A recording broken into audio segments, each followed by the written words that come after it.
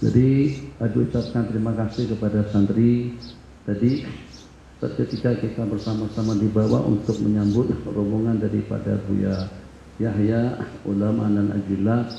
Sama-sama kita menunggu kedatangan daripada beliau yang walaupun dengan beliau itu tidak asing lagi. Beliau adalah bagian daripada Mahat An-Nur, bagian daripada Mahat Az-Zain. Bagaimana Abi juga merasa adalah bagian kecil daripada Mahat Al-Bahjah yang beliau bina, walaupun Abi belum pernah sampai ke situ. Jadi Abi kadang-kadang taradud nak datang berkunjung ke Bahjah yang dengan Buya Yahya berkunjung sejak awal lagi. Rasa-rasanya tidak kurang daripada 5-16 tahun datang berjalan ke Az-Zain. Abi belum lagi sempat mengadakan kunjungan balas. Jadi nak singgah, bimbang, nak pergi, taradud, ya Allah ya Arhamar Rahimin. Rupa-rupanya pada siang hari ini Allah pertemukan juga dengan beliau. Kalau tidak salah kalian kedua, yang kedua minta maaf, alhamdulillah, insyaallah tabarakallah. Nah jadi ke depan hayyan wa mayitan, pada hidup dan mati.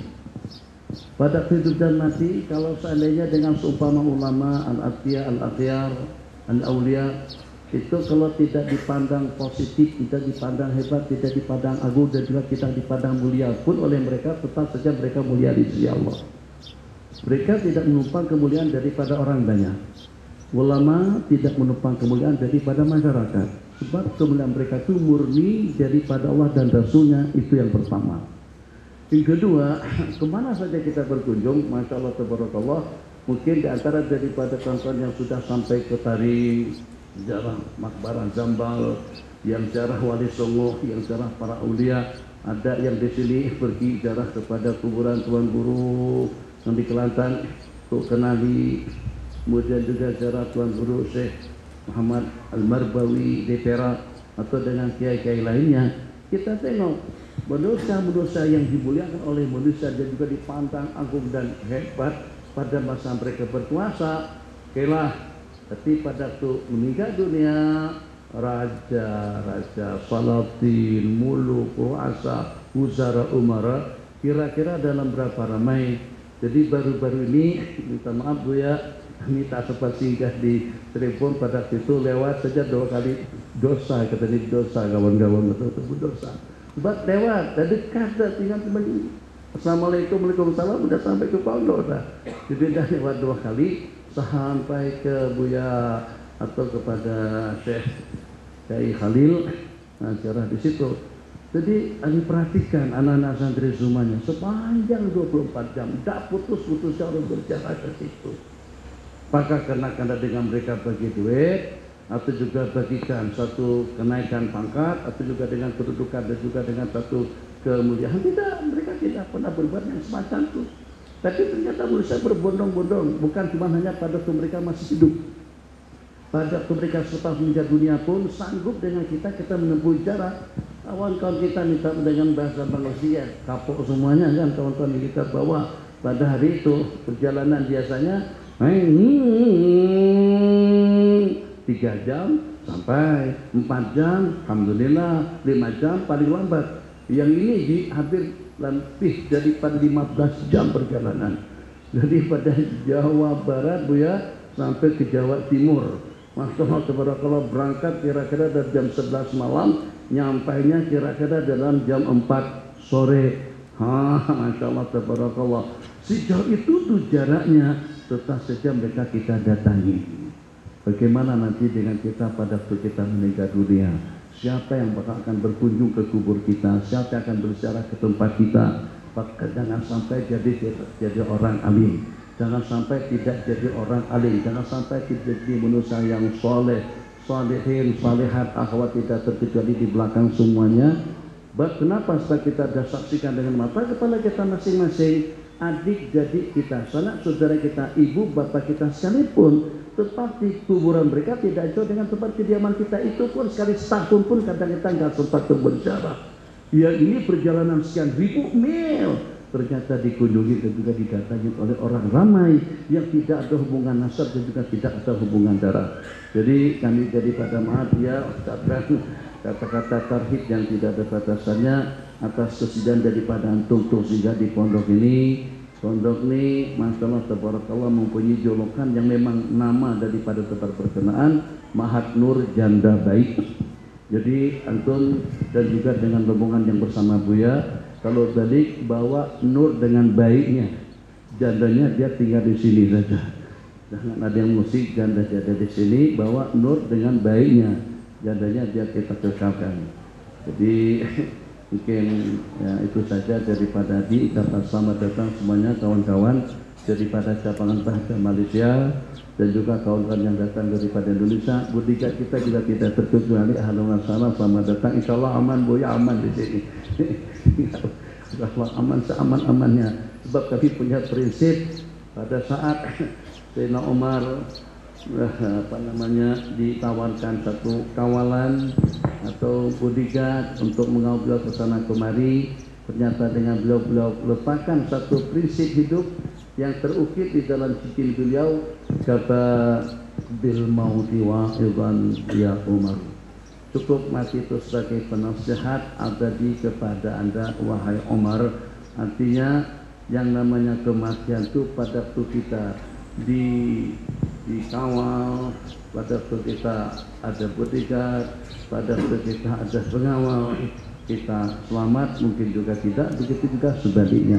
Kematian satu perkara yang tidak dapat dikawal oleh sesiapapun, dia akan mampu untuk menghujam atau juga untuk menuju irisan yang sudah ditentukan dan ditakdirkan oleh Allah Jalla Jalaluhu, yang walaupun dengan pengawalan ketat seperti apapun. Jadi kepada rombongan yang datang, pertama kami ucapkan ahlan wa sahlan, yang kedua kami ucapkan juta terima kasih karena berkenan Bang Rusdi, Bang Lukman dan juga dengan kawan-kawan dari Jakarta untuk mengawal Buya Yahya dan juga memang wajib dikawal.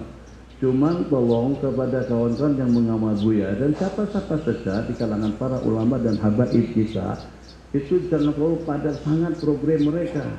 Mereka ini juga manusia, mau rehat, mau santai, mau juga tidur. Jadi kalau program lagi program, kalau sakit yang dunia. Ini selepasnya ada program lagi jam 4 nanti. Tepat itu malam ada program lagi. Memangnya kami ini robot ya. Jika sampai perih bersambung. Tapi masalah tabarakallah satu perkara yang luar biasa. Semakin padat program mereka, semakin banyak majelis-majelis yang mereka hadiri, itu semakin kuat. Jadi kesehatan keapiatan insya Allah tidak kalah dengan yang isinya sampai 24 jam. Kawan-kawan ibu ya, kadang-kadang ikuti program saya di luar, program demi program kadang-kadang sampai 5-6 kali dalam satu hari. Mereka ada teler semuanya, sudah teler semuanya. Jadi dengan kita masalah tabarakallah, justru yang mengiring kita, yang mengawal kita itu yang sakit. Jadi nanti kalau tidak sakit-sakit, nah itu coba tolong rungkaikan, coba tolong dianalisa bagaimana para kiai-kiai kita semakin banyak programnya, semakin banyak dakwahnya, semakin banyak pengorbanannya, semakin sehat apiat mereka. Masya Allah, tabarakallah. Kalau dengan yang lainnya, satu kunjungan, dua kunjungan, innalillahi wa inna ilaihi raji'un, itu dengan istiadatnya sampai 24 jam non-stop. Sampai semuanya stop, salatnya juga stop juga pada saat itu. Alhamdulillah. Jadi ingin saya sampaikan pada Buya, Adi, minta maaf hanya boleh bisa dengan antum sampai pada jam 3. Masa antum nanti menikmati hidangan yang tak puasa, yang puasa jangan berbuka, teruskan saja puasanya, tak dipaksakan untuk berbuka puasa.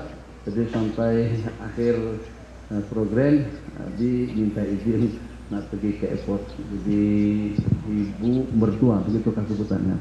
Nah, jadi mak ayah sudah meninggal, jadi mak ayah mertua itulah sebagai pengganti kepada ibu bapak kita. Jadi itulah satu-satunya. Atau yang kedua dan yang ketiga. Yang pertama adalah mak dan ayah kita langsung, ibu bapak kandung. Ibu bapak kandung sudah tidak ada. Ibu bapak mertua itu adalah mewakili ibu bapak kandung. Yang ketiga itu adalah ahli wuddi adik, orang-orang kenalan baik mak dan ayah kita itulah sebagai pengganti untuk kita berbakti dan juga untuk kita berbuat baik kepada mereka. Jadi minta izin, minta restu dan juga minta maaf atas segala-galanya, atas segala ketaksiran kami dan juga atas segala kekurangan. Jadi tadi itu Masya Allah tabarakallah santri diarahkan kalau ke depan tidak perlu arahan. Yang masih di kamar diminta turun, tidak perlu. Abi tidak ingin lagi dengar kata-kata begitu. Kalau ada kunjungan sesiapa saja ke rumah kita, antum punya inisiatif, letakkan di sini. Kalau terlambat menjemput menteri tidak ada masalah. Kalau seandainya ada kunjungan daripada menteri besar, kalian masih di kamar tidak terlalu masalah, tidak problem bagi Abi. Tapi bagi Abi berdosa kita. Kalau pada itu kalian dapat berita ada salah seorang alim, murabbi, da'i ilallah nak datang ke rumah kita, nak berkunjung ke rumah kita, sedangkan dengan kita tidak mempersiapkan istiqbal yang sepatutnya. Kenapa? Sebab mereka mukarram, mu'azzam di sisi Allah Jalla Jalaluhu, hayyan wa mayyitan, masyuhum, harakatuhum, sakanatuhum, malabisuhum, akluhum, semua ahwal dalam segala aspek dan juga dalam semua keadaan mereka dimuliakan oleh Allah. Bukan cuma kita yang disuruh untuk memuliakan, bahkan itu adalah instruksi daripada segenap makhluk. Yastaghfiruna. Kalau li talibil ilm saja sudah mendapatkan doa rahmah atau doa maghfirah daripada segenap makhluk, bagaimana kira-kira di muallimin nasil khaira, dari kitab sabda langit dan bumi, segenap makhluk Allah sampai dengan ikan-ikan di laut memohonkan doa keampunan kepada orang-orang yang mengajarkan, yang memasyarakatkan ilmu kebaikan kepada orang banyak. Jadi waktu untuk akhi Al-Fadil Syekh Buya Yahya terbuka selebar-lebarnya, cuman Abi, mereka sebut Abi, jadi pas Abi juga minta maaf. Jadi kadang-kadang yang sebut Abi itu lebih tua daripada Abi lagi. Yang sebut Abi saya adalah 80-an. Abi baru masuk 63. Tadi Abi kenalkan, Abi kata ini anak Nabi yang terakhir. Buya langsung komplain atau langsung instruksi, dah, jangan, ini bukan yang terakhir, dia ada lagi nanti instruksi. Tadi itu sudah 13 nih, sudah 13. Jadi mau berapa lagi ya? Sebanyak-banyaknya lah insya Allah. Jadi penutup. Kalau nanti hari kiamat Allah tanya sama kita, kira-kira apa saja yang kamu berhasil untuk membanggakan baginda Nabi Sallallahu Alaihi Wasallam? Apakah kira-kira dengan dakwahmu? Tidak ya Allah. Apakah kira-kira dengan keilmuanmu? Tidak ya Allah. Tidak ya Rasulullah. Apakah kira-kira dengan hartamu yang keinfakan fisabilillah? Tidak juga ya Allah. Apakah dengan salat yang banyak, dengan puasa yang banyak, dengan zikir yang banyak, dengan ibadah yang banyak? Tidak juga ya Allah. Habis kamu bisa membanggakan Rasulku jika sampai jadi kebanggaan beliau kepada umatku dengan apa saja? Dengan anak yang ramah ya Allah. Anak yang banyak. Ini jadi kita sadar. Ini alaikum tazawwajul wadud al wadud fa inni mukatsirun bikum al umama yaumil qiyamah. Hadza billahi taufiq. Wassalamualaikum warahmatullahi wabarakatuh.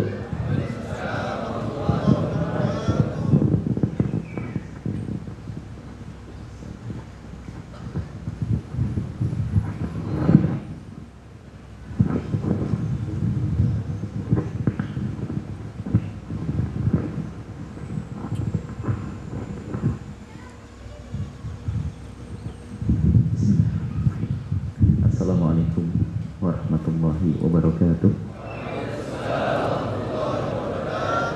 Alhamdulillah wa syukru lillah wassalatu wassalamu ala rasulillah Sayyidina Muhammad ibn Abdillah wa ala alihi wa ashabihi wa mawalah, amma ba'd.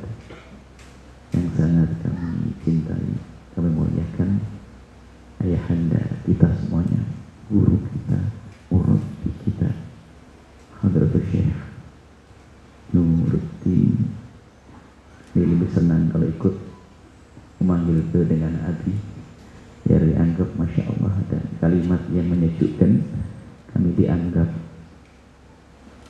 An-Nur bagian dari Al-Bahjah, Al-Bahjah bagian dari An-Nur.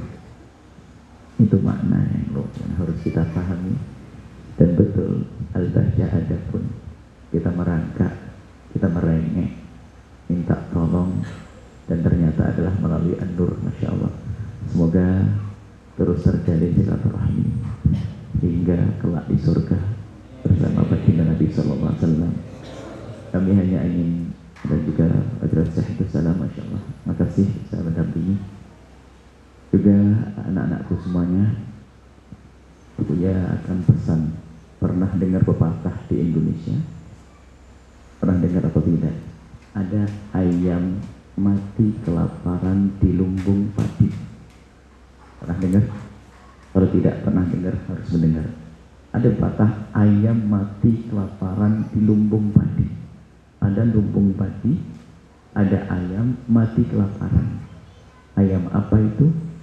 Ayam bodoh. Di lumbung padi tapi kelaparan. Nah ini, Uya yakin kalian orang hebat. Kalian di lumbung ilmu. Nah ini harus mulai dari situ dulu. Berguru itu tidak cukup kalian tinggal di pondok pesantren. Mondok itu tidak cukup. Menuntut ilmu itu kita mencari ilmu. Maka kalau kita mencari ilmu, di tempat tersebut harus ada ilmu. Ini yang harus kami hadirkan agar kalian bisa bersyukur. Karena tidak semua tempat yang dikira ada, tidak semua tempat dikira ada ilmu, ada ilmu. Jadi ilmu itu penting sebelum segala sesuatu yang kita pikirkan ada ilmu atau tidak di tempat tersebut. Dan alhamdulillah kita punya seorang guru, seorang murabbi yang beliau adalah ahli ilmu. Sebelum Buya ketemu dengan beliau, beliau sudah membaca buku-buku beliau sampai suatu ketika alhamdulillah kita sempat ikut daurah di buku, Masya Allah, ambil istifadah dan duduk lama dengan beliau. Pulang pun diberi buku-buku dan alhamdulillah, dan kami semakin yakin bahwasanya yang harus kalian tahu ini. Mungkin kalian belum bisa membaca bukunya, sehingga seolah-olah kalian tidak tahu. Beliau adalah ahli ilmu. Nah, berarti kalian sudah benar kalau kalian berada di tempat semacam ini. Cuman kalian sadar atau tidak? Kalau kalian sudah berada di tempatnya ahli ilmu, maka jangan sampai kalian menjadi seperti ayam mati kelaparan di lumbung padi. Nah, maka dari itu anak-anakku semuanya, kalian harus pertama mensyukuri nikmat ini. Tidak semua orang bisa berguru, di situ ada guru. Ada berguru tapi tidak ada guru. Makanya mau ngambil apa? Istilahnya kalau orang mengatakan faqidu syai'la yu'ti. Kalau orang nggak punya apa-apa tidak memberi. Ada orang bukan guru tapi mau ngajar apa? Tidak punya ilmu. Alhamdulillah beliau adalah ahli ilmu. Ini harus kalian syukuri yang pertama. Kemudian sungguh-sungguhlah kalian belajar di tempat ini. Kalian sudah berada di tempatnya. Kalau tidak kalian akan rugi. Nah, ada beberapa hal yang harus kalian ketahui. Bagaimana sih cara belajar yang gampang? Ada orang belajar susah. Wah, ini belajar itu mudah. Ada beberapa hal yang harus kalian ketahui dan kalian amalkan. Untuk mendapatkan ilmu, maka yang pertama harus kalian terus asah hati kalian, tumbuh suburkan di hati kalian mahabbatus syekh, cinta kepada guru. Ini rahasia. Ini adalah yang sir yang jarang dipahami oleh penuntut ilmu. Di zaman modern ini biasanya yang dipikirkan adalah bagaimana nama besar atau pokoknya hanya kebiar dia bisa ini bisa itu, menghafal ini menghafal itu. Bukan itu, akan tapi diambil dengan mahabbah. Begitu sebaliknya, kalau kalian belajar tidak ada mahabbah, biarpun seandainya sempat duduk dengan baginda Nabi, akan jadi Abu Jahal. Abu Jahal itu melihat, mendengar, tahu Nabi hebat, tapi jadi apa? Jadi Abu Jahal, karena nggak ada mahabbah kepada guru. Ini penting, ini harus dihadirkan. Kemudian pertanyaannya, bagaimana menumbuh suburkan cinta kepada guru? Lakukan ini, ada yang dilakukan oleh para salaf. Yang harus dilakukan pertama adalah seperti Imam Ahmad bin Hanbal. Apa kata beliau?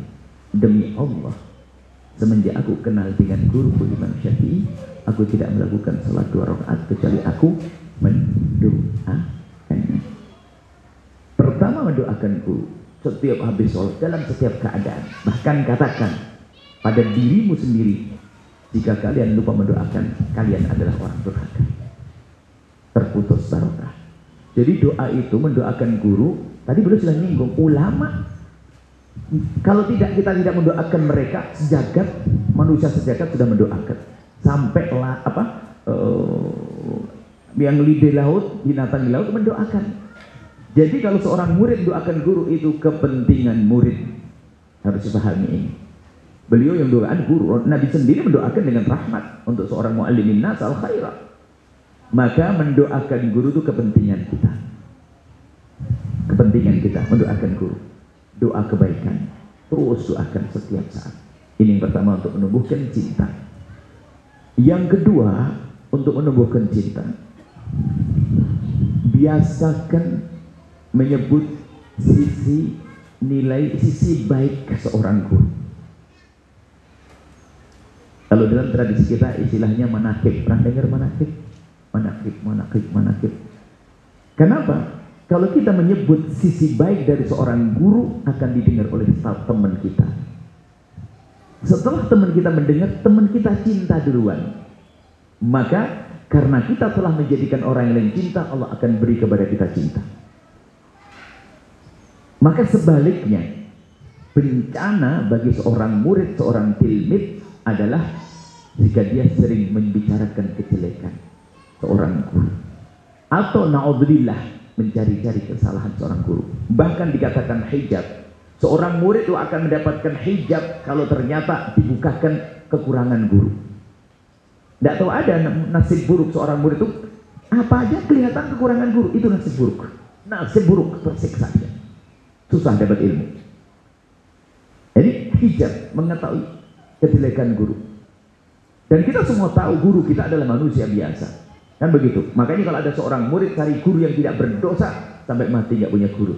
Tapi kehebatan seorang murid adalah yang dia dipilih oleh Allah, dia tidak pernah mencoba mencari-cari kekurangan guru. Bahkan kalau seandainya melihat pun begitu mudah untuk menepisnya. Dan tidak akan bercerita, tidak akan ngomongin kekurangan guru. Ini penting banget, karena kalau ini penyakit membicarakan kejelekan guru ini tidak segera dipangkas, ya orang nggak bisa istiqomah belajar. Melihat guru di sana seolah lebih bagus, melompat ke sana, pergi ke sana nggak dapat ilmu. Akhirnya kurang ajar sama ustadz sana, seolah-olah ketemu ustadz lebih hebat lagi. Karena guruku tidak baik, maka nggak akan berkah. Bahkan kalau seandainya gurunya itu adalah mungkin orang yang tidak alim-alim amat, tidak terlalu alim, cuman karena orang ini punya mahabbah, maka ketahuilah seorang murid akan diberi oleh Allah ilmu lebih dari gurunya. Seperti disyaratkan dalam hadis, rubba muballighin aw aminas sani. Bisa jadi seorang murid lebih banyak ilmunya dari gurunya. Kalau seandainya gurunya bukan alim, bagaimana jika gurunya seorang alim? Ingat, ini adalah mahabbah. Jadi itu penting sekali. Kemana-mana kami ingin menyampaikan ini. Kenapa? Banyak orang belajar bertahun-tahun tapi susah menuntut ilmu. Keluar pun tidak manfaat karena kuncinya tidak diambil. Sebetulnya ada ulasan dari yang pernah kalian baca di kitab Ta'limut Ta'alim, kitab Adab Sulukil Murid, kitab Bidayatul Hidayah, kitab itu semuanya adalah ulasan. Yang kami sampaikan ulasan. Ingat, mahabbah. Dia tidak punya mahabbah, nggak akan dapat ilmu. Yang kedua adalah adab. Adab, tata krama. Samaan wa ta'atan, apa kata guru. Kita pengen kembali pada tradisi zaman dulu. Di kampus tak ada kurang ajar, protes pada guru. Ini bagaimana dapat ilmu? Tapi ini adab. Dalam tarbiyah ini dunia tarbiyah harus kita patuh, pasrah kepada guru. Lihat akan dibukakan oleh Allah. Nah, termasuk diantaranya bentuk-bentuk tidak adab ini yang kalau di Indonesia kami sampaikan, suka terpesona dengan guru di sana lalu pindah. Kalau bahasa Jawanya al-intiqal, alamat konyol. Nah, ya. Jadi kalau orang suka pindah guru itu susah dapat ilmu. Karena apa? Su'ul adab, kurang ajar dia. Dia menyakiti guru ini. Maka kata Imam Haddad rahimahullah ta'ala, kalau sudah ada seorang guru berubah hatinya gara-gara su'ul adab, 1000 guru tidak bisa membenahinya, memperbaikinya. Makanya adab itu penting. Kalau ingin pindah ke tempat lain, itu karena perintah guru, rekomendasi guru, petunjuk seorang guru. Kalaupun kita menginginkan, kita minta petunjuk dan serahkan ke guru dan kepada abi dan abi mana yang terbaik. Jadi adab ini harus. Banyak orang belajar tidak punya adab. Adab itu bukan hanya sopan santun zahir, Orang Melayu, Jawa, Indonesia itu kan gaya sopan santunnya dari Masya Allah. Kalau bahasa Jawa, enggih tapi nggak kepanggih. Iya, tapi iyanya di lisan saja. Ini kan bahaya banget. Tapi dari hati. Adab itu penting kita asah. Sehingga baik guru melihat atau tidak melihat, maka kita harus seolah-olah dilihat guru kita. Dan ini menjadikan kita itu ya, semakin tulus kepada guru, semakin baik kepada guru, semakin turun, semakin mudah kita menurunkan keberkahan. Adab. Jadi adab itu penting banget ya. Sehingga kalau madad itu kan karunia pemberian dari Allah, tergantung masyhad bagaimana kita melihat guru kita. Kalau kita melihat guru kita tuh benar, maka akan diturunkan ilmu yang banyak oleh Allah Subhanahu wa taala. Ini adalah adab, tolong beradab yang serius. Iya, adab orang Melayu bagus secara zahir, tapi harus dengan batin. Jangan saya di depan guru belajar begini-begini sampai di belakang ketawa, kekikian atau tidak mendengar. Dohirnya iya, kemudian batinnya ini adalah yang kedua adab. Yang ketiga, yang terakhir adalah khidmah. Khidmah kepada guru ini adalah mempercepat. Sebetulnya khidmah ini adalah mengulas kembali tadi tentang mahabbah sama adab, biar semakin tawadhu. Jadi kalau guru merintahkan apa saja, siap. Khidmah, makanya beda. Anak yang belajar tok, belajarnya rajin, mungkin ada suatu kerja bakti, kerja sama, kerja rame-rame. Ada satu anak karena cerdas pintar di pojok ngafalin Quran, dia tidak bisa hebat. Karena apa? Tidak ngerti berkhidmah kepada seorang guru. Khidmah guru. Bahkan dalam dunia tarbiyah, hukuman kepada seorang murid adalah tidak diberi tugas. Biarkan dia, perintah berguna dia. Maka seorang murid di saat ditugasi oleh seorang guru, diperintah guru, senang. Oh, aku dianggap. Harus begitu. Makanya khidmah itu dinikmati. Khidmah, termasuk khidmah itu termasuk khidmah menurut perintah. Termasuk khidmah itu adalah yang tidak dilihat oleh seorang guru apa? Misalnya ada sampah atau sampahnya diambil, atau ada lampu menyala, lampu di siang hari di sana. Lampu pakai ringgit ya, baik. Kita matikan lampu karena saya guru saya yang bayar. Itu termasuk bagian khidmah. Jadi kita punya kesadaran guruku. Terus ke atas sih kepada Allah dan Rasulnya, begitu sama. Cuman mulai dari guru ini. Maka khidmah ini jarang dilakukan, dan khidmah ini adalah menjadikan kita semakin hebat. Karena apa? Khidmah hakiki adalah menawadukkan diri agar kita semakin tawaduk, dan janji Nabi, man tawaduk rafa'ahullah. Ini saja mungkin kami sampaikan. Kami ingin duduk dengan beliau, Masya Allah. Tolong kalian sudah di tempat yang benar. Tolong hafal pepatah iya tadi yang saya ambil. Jangan sampai kalian seperti ayam mati kelaparan di lumbung tadi. Di gudang ilmu lah kok bahlul. Ya. Di gudang ilmu kok tidak alim, tidak pintar-pintar. Kenapa? Ya mungkin tidak kalian ambil tiga hal. Baru setelah itu masalah apa nak? Ijtihad ya dong. Tapi orang hebat belajar untuk ilmu, semangat, tapi nggak pakai tiga, nggak dapat ilmu. Ini ruhnya, ini kuncinya, ini kunci terpenting. Insya Allah ini saja yang bisa sampaikan. Ya, Masya Allah, senang sekali dianggap. Masya Allah, beliau adalah luar biasa. Ya. Beliau Masya Allah, semoga Allah manjangkan umur beliau, menjaga keluarga beliau, murid-murid beliau semuanya, dan semoga Allah menjadikan kita hamba yang saling mencintai karena Allah. Tidak ada fitnah di antara kita, hingga kelak di surga bersama baginda sallallahu alaihi wasallam. Amin amin.